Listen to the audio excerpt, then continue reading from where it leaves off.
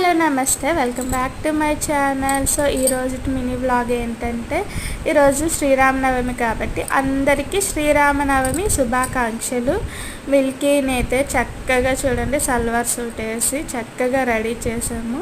ఇంకా దేవుడి దగ్గరికి వెళ్ళి చక్కగా దండం పెట్టుకుంటుంది. ఎంత క్యూట్గా ఉంది కదా, క్యూట్గా ఉంది మిల్కీ అయితే.